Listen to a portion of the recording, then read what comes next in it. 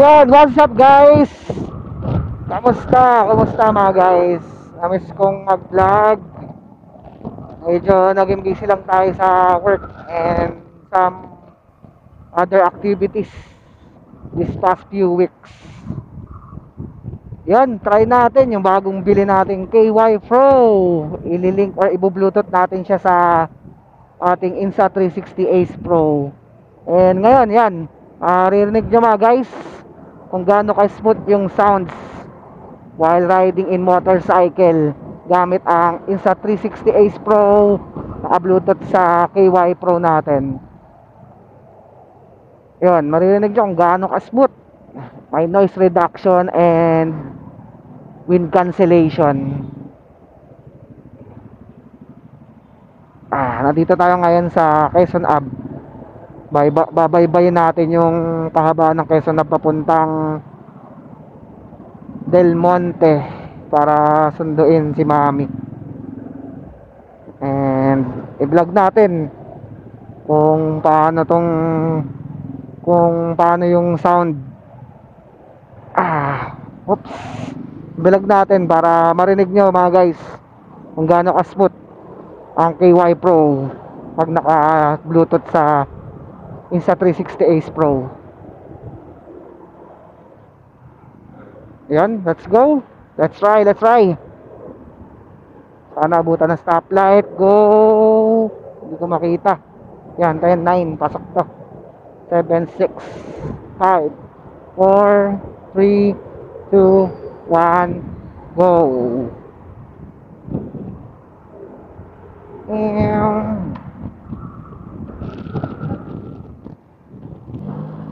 Nagtatumbling na to. Plastic pala. Pala ako tao gumugulong sa kalsada. Diyos ko.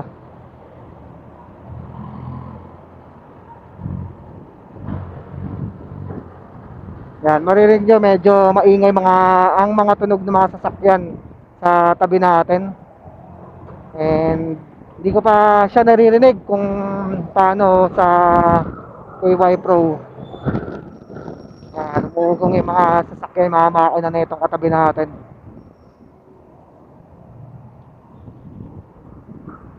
Tingin ng tambuchi na ito. Yan nga pala mga guys, if interested kayong bumili ng KY Pro, just comment down below or message me para mabigyan ko kayo or ma-offeran ko kayo na magandang presyo ng KY Pro sa murang halaga lang, below SRP price. Ang selling price kasi niya sa market is 3,500. Message me para pabigyan ko kayo ng discount. Freedcom KY Pro. Yun, what's up guys? And sound check tayo dahil gamit natin ang KY Pro, naka Bluetooth connection siya sa ating Insta360 Ace Pro. Tignan natin kung malinaw at swabeng swabe and ay noise cancellation siya. Try natin bumaba bandang ugong dahil kumukuha tayo ng booking ng joyride malapit kay Mami. Sayang kasi mapasukan man lang tayo.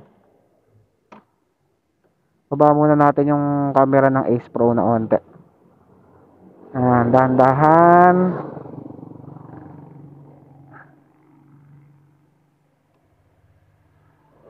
Okay, let's go.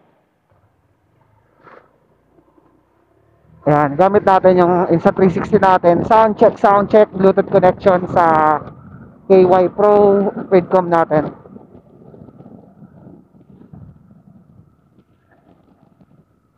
Pinag-iisipan ko, bibili ako tomorrow ng ICC connector. Pag napunta tayo ng Pasig, meron daw doon. Kaso pag nag-ICC tayo is maikli lang yun. Trial and error talaga yung pag na ito. Buwis pera talaga para ma-perfect ko yung audio na maganda. tsaka smooth. Sa conversation with the customer naman or the pasahero, kailangan ilapit talaga ng customer yung mic para mas maintindihan.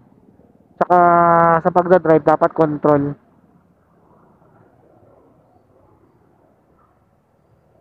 And try natin banda pa dito. Biglang maglolo ko yung apps at di tayo papasukan. Pag ganun.